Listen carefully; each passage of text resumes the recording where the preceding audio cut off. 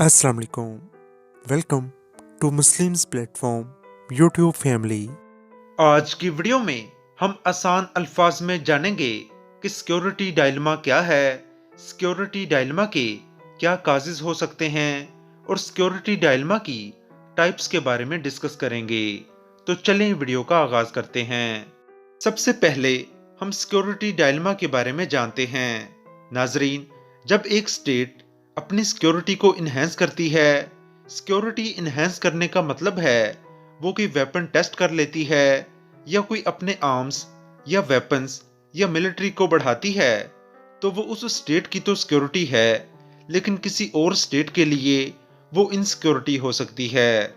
मिसाल के तौर पर पाकिस्तान और इंडिया के केस में अगर इंडिया कोई वेपन डेवलप करता है तो यकीनन वो वेपन इंडिया की सिक्योरिटी को इंश्योर कर रहा है, लेकिन उसका एक और इफेक्ट ये आ रहा है कि वो वेपन पाकिस्तान की सिक्योरिटी को अंडरमाइन कर रहा है। यानी इंडिया की जो सिक्योरिटी है वो पाकिस्तान के लिए इनसिक्योरिटी है।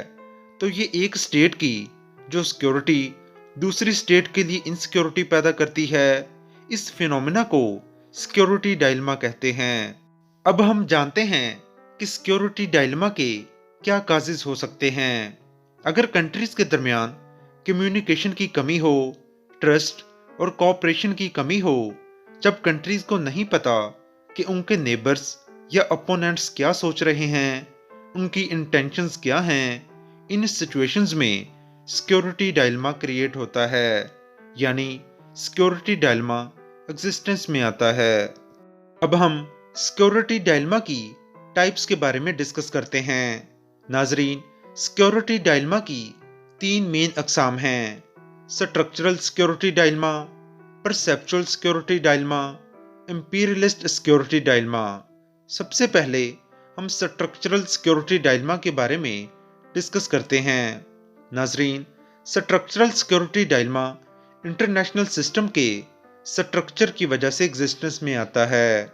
इंटरनेशनल सिस्टम अगर अनार्किक है, कोई हायर रूल मेकिंग बॉडी नहीं है, तो कंट्रीज अपने आप को खुद से प्रोटेक्ट करेंगे, खुद डिफेंड करेंगे, जिसकी वजह से कंट्रीज एक दूसरे से ज्यादा अपनी पावर को इंक्रीज करने की कोशिश करेंगे ताकि वो सिक्योर हो सकें, और एज अ रिजल्ट कंट्रीज के दरमियान सिक्योरिटी डायलेमा होगा।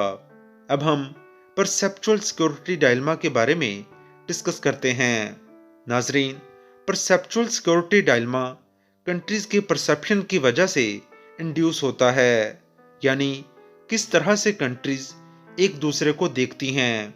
अगर दो कंट्रीज हैं और दोनों एक दूसरे को फ्रेंड्स की तरह देखते हैं और इनमें से कोई अपनी सिक्योरिटी को इंक्रीज करता है, तो यहाँ सिक्योरिटी डायलेमा नहीं होगा।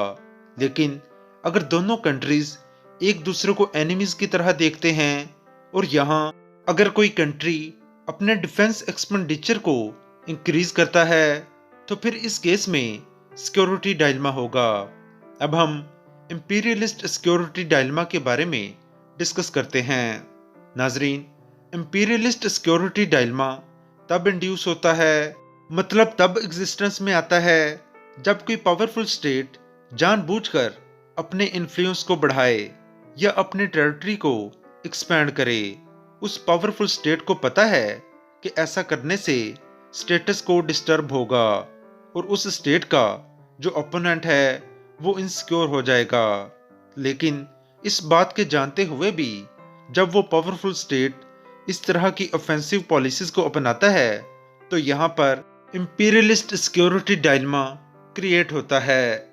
जैसा कि हमने देखा, नेटो का ईस्टर्न यूरोप में एक्सपेंशन और नेटो के ईस्टर्न यूरोप में एक्सपेंशन की वजह से रशिया का इनसिक्योर होना और इनसिक्योर होने की वजह से रशिया का क्रीमिया को अनेक्स करना और फिर यूक्रेन पे अटैक करना, ये आज के दौर की इंपीरियलिस्ट सिक्योरिटी डायलेमा की बेस्ट एग्जाम्पल है। नाजरीन, सिक्योरिटी डायलेमा का कंसेप्ट 20th सेंचुरी के मिड में एक पॉलिटिकल साइंटिस्ट जॉन हर्स ने मुतारफ कराया था।